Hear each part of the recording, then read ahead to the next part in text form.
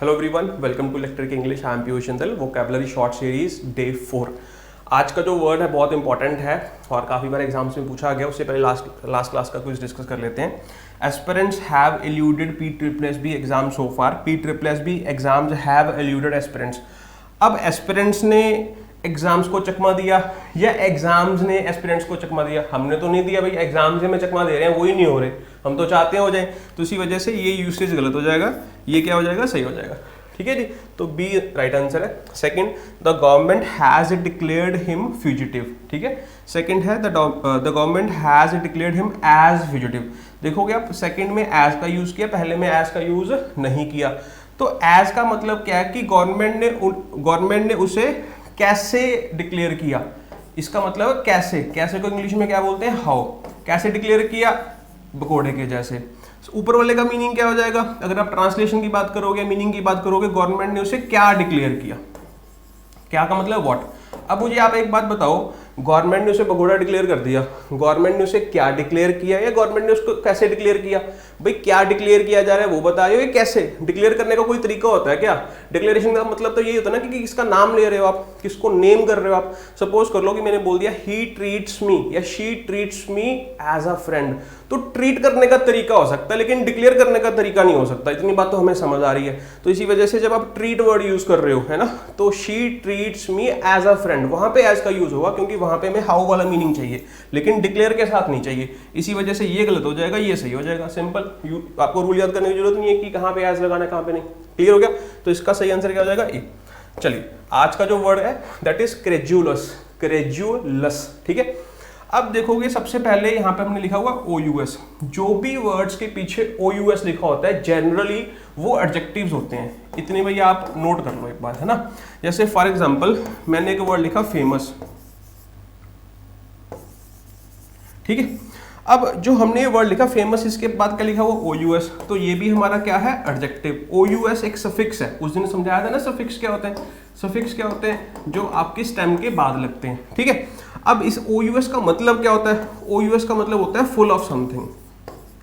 Something क्या? जो आपकी स्टेम होगी। FM का मतलब यहाँ पे क्या? फेम। क्या है? फेम। तो फेम प्लस आपने क्या लगा दिया? OUS। तो क्या बन गया? फेमस। तो फेमस का मतलब क्या है? somebody who is full of fame। इतनी बात क्लियर होगी। तो सेम वे क्रेडुलस एक एडजेक्टिव है। जो इंसान कोई चीज होगी या उसकी कोई क्वालिटी होगी तो उसको हमने क्या कह दिया? क्रेडुलस कह दिया। अब इसका मीनिंग क्या है?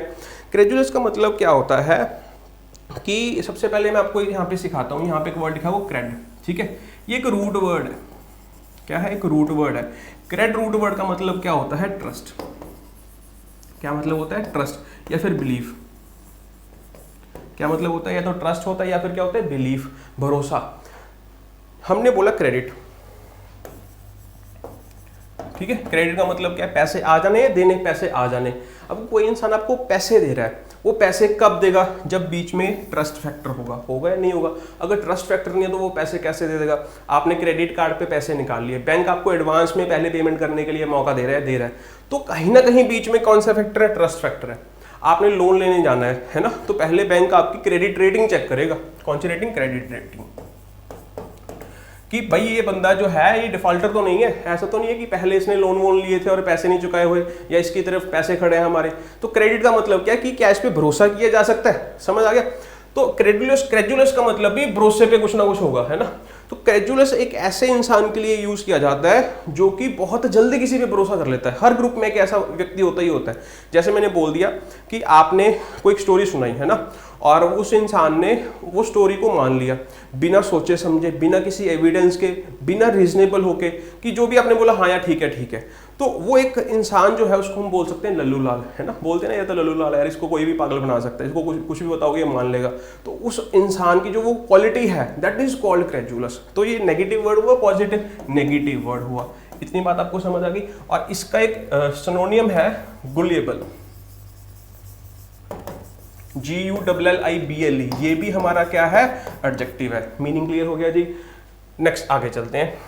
जैसे मैंने बोला too ready to believe things therefore easy to trick. है ना। इसीलिए भाई उसको पागल बनाना इजी हो जाएगा, जो बहुत जल्दी बिलीव कर लेगा। To believe whatever you are told, है ना, जो भी आपको बताया गया आपने मान लिया। तो फिर कौन सी क्वालिटी बन गई आपके अंदर? क्रेजुलस वाली, ठीक है जी। He is one of those who are too credulous when it comes to miracles. तो भाई उनमें से एक है, जब मिरेकल्स की बात होती है बहुत जल्दी वो मान लेते हैं कि हाँ, ये वहाँ पे कोई बाबे ने ऐसा कुछ बताया और मिरेकल हो गया, वहाँ पे ऐसा कुछ हो गया, वहाँ पे ऐसा कुछ हो गया। तो उन लोगों में से ये एक है ना। और इसको एक और भी बोलते हैं नेइव। ये तो आपने सुना होगा, ये भी हमारा क्या है? एडजेक्टिव है। जैसे आपने क्रेजुलस सुना वैसे ही एक और वर्ड है क्रेडिटेबल। क्रेडिटेबल का मतलब क्या होता है कि कोई एक ऐसा इंसान है जिस पे आप एक्चुअल में भरोसा कर सकते हो, क्योंकि उसकी क्रिटिकल थिंकिंग बहुत है और आप उसको बेवजह क्रिटिसाइज नहीं कर सकते, है ना। उसको हम क्या बोलते हैं? क्रेडिटेबल। मतलब अगर नेगेटिव टोन में बात करनी है तो क्रेजुलस होगा, पॉजिटिव टोन में बात करनी है तो क्रेडिटेबल होगा। हाँ भी, ही इज क्रेडिटेबल, तो उसको तुम जो भी बता रहे हो वो भरोसे लायक है ना। तो वो सोच समझ के ही भरोसा करेगा जो भी करेगा, ऐसा नहीं है कि लल्लू लाल। समझ आ गया? तो क्रेजुलस क्या हो गया? Easy believe what without evidence, ठीक है। और क्रेडिटेबल ये भी हमारा क्या है? एडजेक्टिव है। A quite good standard that can not be criticised. तो गुड स्टैंडर्ड का मतलब समझ आ गया, जो अपनी रीजनिंग लगाएगा, सोचेगा भाई हाँ जो ये बात कह रहा है सही भी कह रहा है, नहीं कह रहा, क्रॉस चेक करेगा नहीं करेगा। आजकल जो आज की जनरेशन है, आपको किसी ने कुछ बता दिया, आप साथ के साथ गूगल पे सर्च करोगे, यार ऐसे तो नहीं बोल रहा, है ना। तो यू आर क्रेडिटेबल सॉरी। लेकिन एक ऐसा इंसान है, उसने कुछ नहीं सर्च किया, जो भी उसने बताया मान लिया, तो उसको क्या बोल सकते हो? क्रेजुलस। समझ आ गया? इसको नेइव और इसको क्या बोल सकते हैं? प्रेजवर्थी, ठीक है।